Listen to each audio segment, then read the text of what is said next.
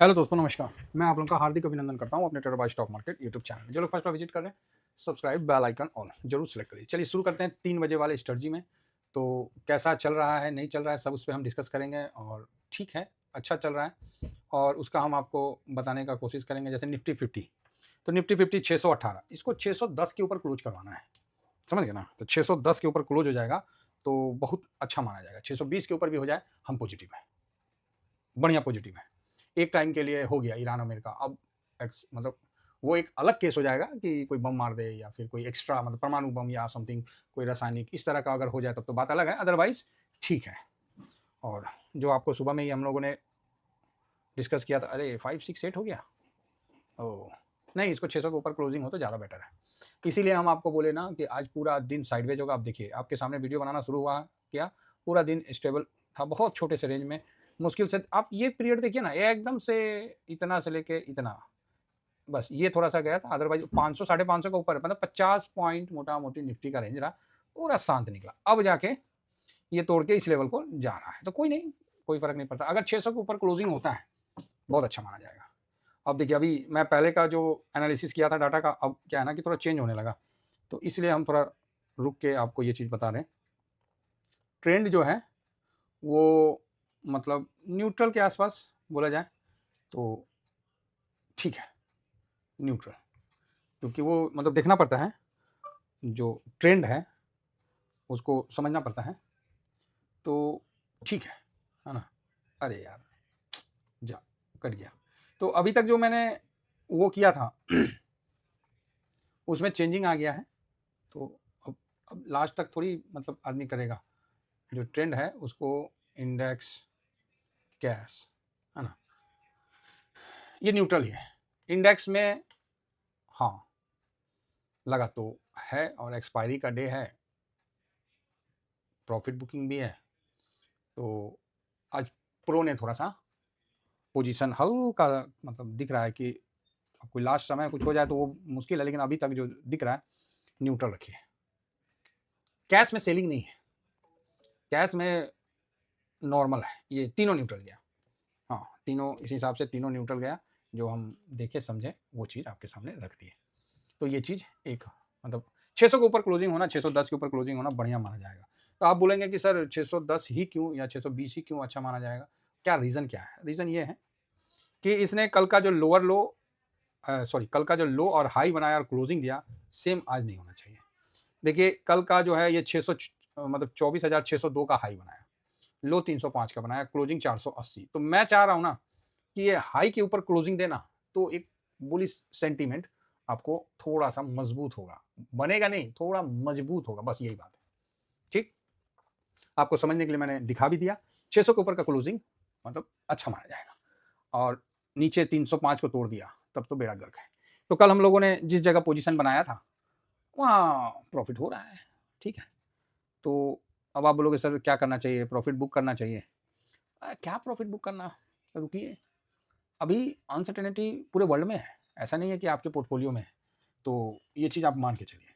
और मेरा आज का जो पोर्टफोलियो है, कभी भाई साहब 0.25 प्लस हो जा रहा है, तो कभी 0.07 माइनस हो जा रहा है, यही चल रहा है।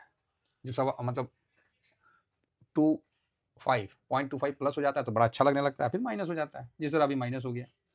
इसका रीज़न है कि सिल्वर जो है वो ऑलरेडी 3.5% से ज़्यादा टूटा हुआ है, आप ही बताओ। तो पोर्टफोलियो में तो वो भी पार्ट है ना, तो इस चीज़ को कैसे आदमी इग्नोर करेगा? कोई अगर बोलता है कि सर हमको गोल्ड सिल्वर फिजिकल लेना है, तो ये समय सही है, हाँ, अब ये समय जो है धीरे धीरे अच्छा होने लगा है, तो यहाँ से गोल्ड सिल्वर की तरफ आपका अगर फिजिकल, ईटीएफ में नहीं, नहीं ईटीएफ के लिए और आने दीजिए, तो यहाँ आप थोड़ा सा ये चीज़ है, तो यहाँ भागने और बहुत गिरने का नहीं, बस मनहूस टाइप में चलने का है। जैसे आज देखिए 3.5% खामोखा, कल देखिए 7% के आसपास, एक दिन पहले हम लोग ठीक बाइंग किए इस जगह, और अपना इस जगह प्रॉफिट बुक किए, बढ़िया रहा, फिर नीचे गिर गया अगला दिन, आप लोगों के सामने हुआ ना, हम तो T1 में ही सटा दिया, मतलब वो जान दे भाई 9% 10% दे रहा है, तो 9.5% पे बुक करके फिर शांत बैठ गए।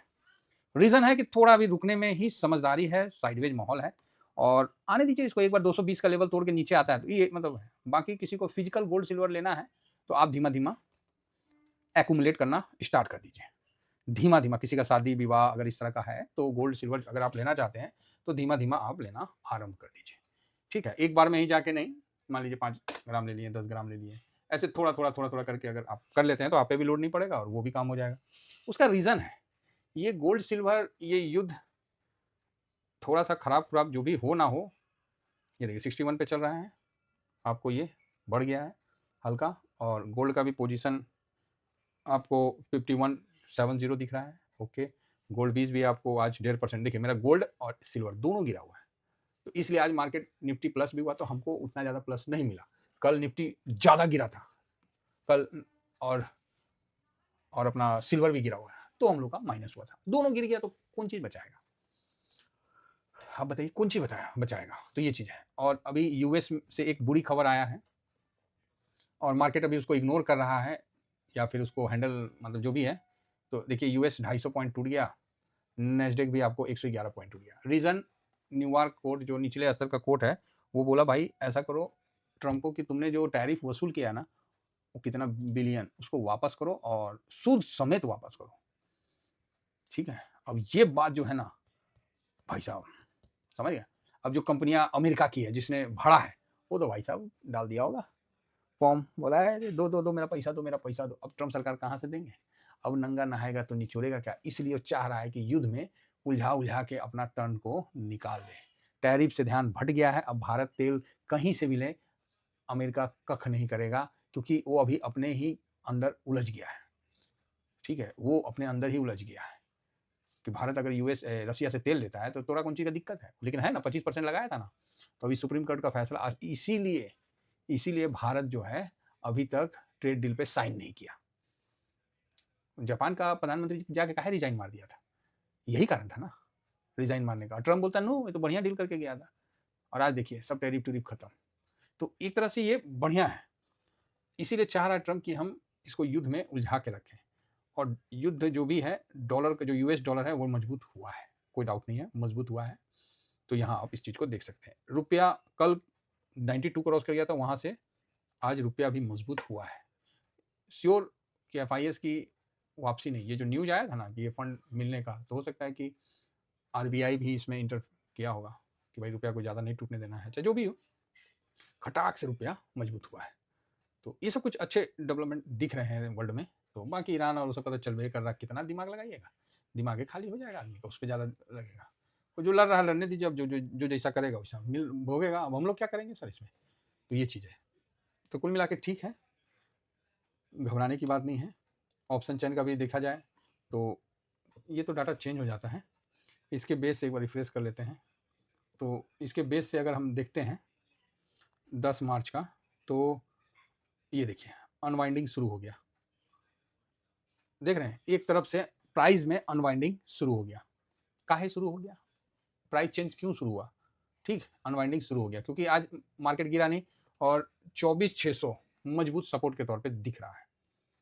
24,600 तोड़ने के मतलब कम चांस है, तो अनवाइंडिंग शुरू हो गया। और मैं तो बोला ना, और इधर देखिए कॉल में भी अनवाइंडिंग, मतलब जो अनवाइंडिंग बोले तो प्राइस का डाउन आना शुरू हो गया, लेकिन ये पोजीशन बढ़ता जा रहा है, ओआई का चेंज जो हो रहा है ये बढ़ रहा है। इसका साफ मतलब है कि सेलिंग करने वाले ही बेनिफिट ले रहे हैं। तो इस चीज़ को पहले से ही समझ लें, चेंज इन ओआई जो है वो प्लस में है दोनों साइड में, नहीं तो वो भी माइनस में होना चाहिए। तो वो माइनस में ना है, वो प्लस में का है भाई, और यहाँ तो हेवी टाइप में। आप देखिए ना कितना बड़ा बड़ा चेंज हुआ है। तो ये चीज़ है, इसको समझ के चलिए। बाकी सेंटीमेंट अगर आप पूछिएगा तो सेंटीमेंट बेरिश साइड का दिख रहा है सेंटीमेंट, और यहाँ जो डिफरेंस है ये आपको पॉजिटिव भी दिख रहा है। तो आप बोलोगे अच्छा हाँ, तो सेंटीमेंट के हिसाब से बेरिश दिख रहा है, बाकी ठीक है। क्योंकि तो सर क्या नीचे गिरेगा, ना ना ना, नीचे नहीं गिरेगा, सेंटीमेंट तो बाद में ना चेंज होता है, तो सब तो चेंज होते रहता है ना। कहाँ गया मेरा इंडेक्स, ये 2:10 हुआ है, तो आज मैंने जल्दी ही शुरू कर दिया था। तो ये निफ्टी में है हल्का प्लस हल्का, ठीक है।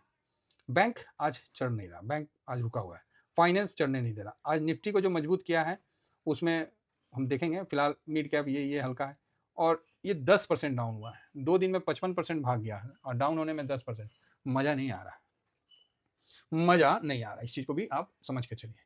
नेक्स्ट मिड कैप में 0.48 नॉर्मल है, ब्रॉडर मार्केट का है ना, तो चलेगा। सेक्टोरियल में कौन बचाया ऑटो, क्योंकि टैरिफ में जो बोला है ना, तो इसमें जो ऑटो कंपोनेंट के स्टॉक है उसमें अच्छी तेजी आपको देखने को मिल सकता है। बाकी फाइनेंस, एफएमसीजी को टैरिफ से कोई मतलब नहीं था, तो ये जस का तस चल रहा है। आईटी गिर गया है।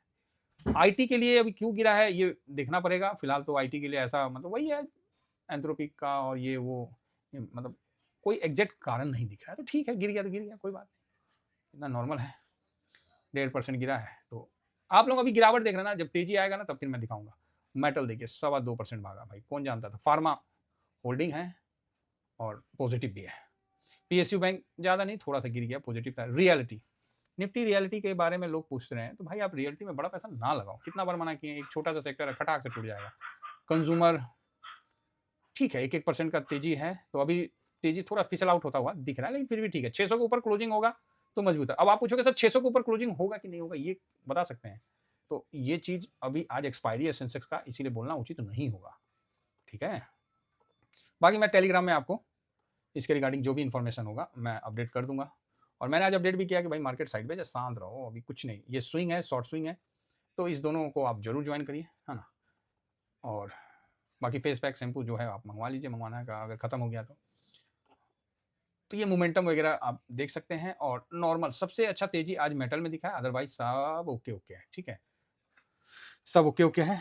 और एक्सीडेंट मतलब बैंक को एक्सीडेंट नहीं बोलेंगे। ओ भाई साहब, सरकारी कंपनी ने तो कमाल कर दिया भाई। एनर्जी सरकारी कंपनी जबरदस्त। इंफ्रा, इनको खाली मौका मिलना चाहिए चढ़ने का, फिर बताते हैं ये कि मेरी चाल देखो। Manufacturing okay okay. तो यहाँ डिफेंस, ओ भाई साहब सही है भाई, चढ़ गया एक ही बार में 2.5%। तो होता है, गिरावट भी होता है, चढ़ता भी है। डिफेंस तो लॉन्ग टर्म में हम लोग का है ही, बढ़िया है। तो कुल मिला के अच्छा है। मैं सोच रहा हूँ कि थोड़े से पोर्टफोलियो में कुछ चेंजिंग डिमांड हो रहा है, तो मैं लॉन्ग टर्म के पोर्टफोलियो में जो चेंजिंग करूँगा वो मैं आप लोगों को बता दूंगा। और पोजीशन कम करके चेंजिंग करना पड़ेगा, ठीक है। नहीं देखिए, ये सब करते रहना पड़ेगा। आप सोचिएगा सुस्त पड़ जाइएगा तो नहीं ना काम होगा। अगर ऐसा चेंजिंग करने का होगा हम जरूर करेंगे। फिलहाल इतना ही कहकर अपनी वाणी को विराम देता हूँ। Thank you very much. जय हिंद, जय भारत।